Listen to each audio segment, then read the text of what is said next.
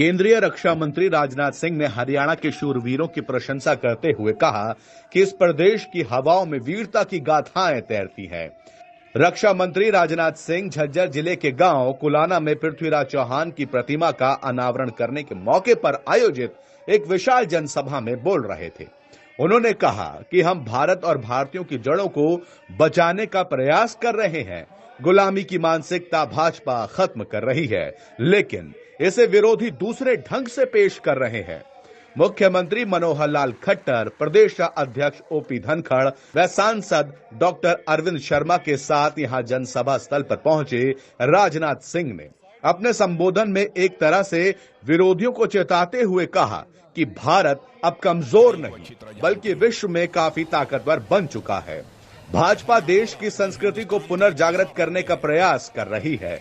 भारत ही एक ऐसा देश है जिसके सैनिकों ने पाकिस्तान में जाकर आतंकवाद का खात्मा किया है। गुलामी की मानसिकता खत्म करने पर भारतीय जनता पार्टी काम कर रही है। इस दौरान उन्होंने देश में होने जा रहे G20 सम्मेलन का भी जिक्र किया। सच्चाई को अच्छी तरह जानते हैं कि हरियाणा राज्य हिंदुस्तान का एक ऐसा राज्य है जहां की हवाओं में वीरता और बलिदान की गाथाएं तैरती रहती हैं। ऐसा राज्य है हरियाणा राज्य।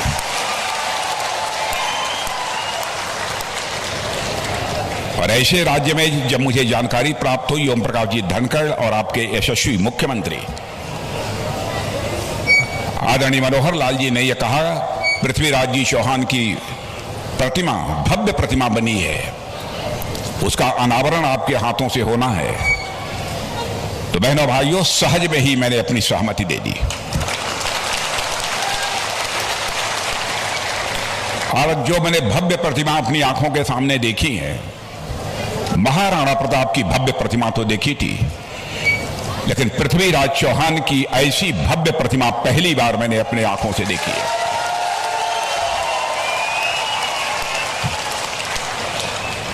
और जो ये पहल आप लोगों के द्वारा की गई है, इसके लिए मैं एक बार शीश झुकाकर आप सभी बहनों भाइयों का अपनी तरफ से हार्दिक अभिनंदन करता हूं, आप सभी का स्वागत करता हूं।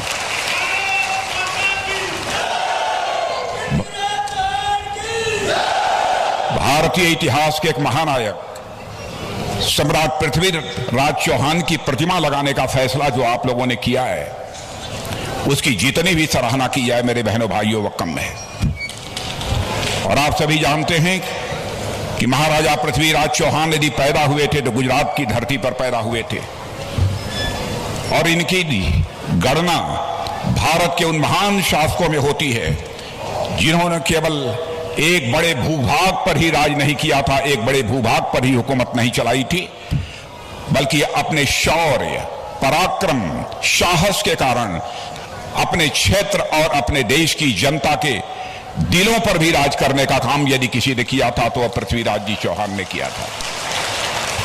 मेरे बहनों भाइयों, भारत के उत्तरी क्षेत्र जिसमें आज का हरियाणा है, पंजाब है, राजस्थान है, पश्चिमी उत्तर प्रदेश शामिल हैं, पर राज करने वाले सम्राट पृथ्वीराज चौहान भारतीय जनमानस की स्मृति पटल पर अंकित थे, अंकित हैं और भविष्य में भी यही अंकित रहेंगे, यह मैं विश्वास के साथ कह सकता हूं।